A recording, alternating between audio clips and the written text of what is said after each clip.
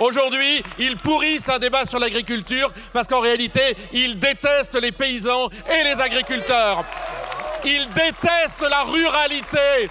Ils veulent voir notre pays sans un paysan, ils veulent voir la ruralité disparaître. Mais au-delà de ça, la réalité, c'est qu'ils détestent la démocratie et leur manipulation démontre qu'ils détestent la démocratie et l'expression des Français.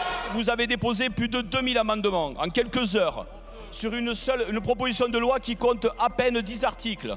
Vous avez donc fait le choix de refuser le débat en créant les conditions de son blocage.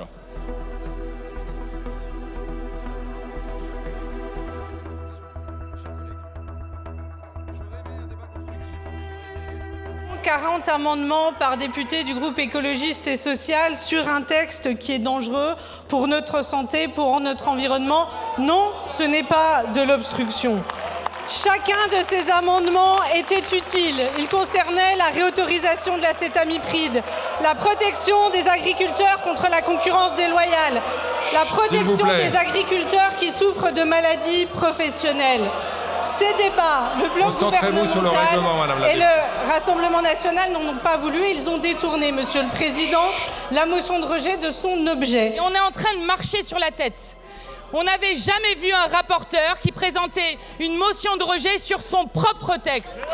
Et cela vise à une seule chose, s'aborder un texte pour ne pas avoir une seule minute de débat dans cet hémicycle, ni un seul vote dans cet hémicycle sur des sujets plutôt majeurs, sur la santé des Français et des agriculteurs en premier lieu.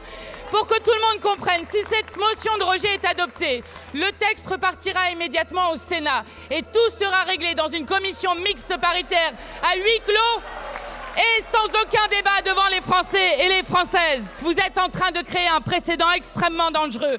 Car si vous acceptez qu'une motion de rejet devienne un 49.3 contre l'Assemblée nationale, alors ce n'est plus vous, les députés, qui légiférez, mais la FNSEA qui fait sa loi.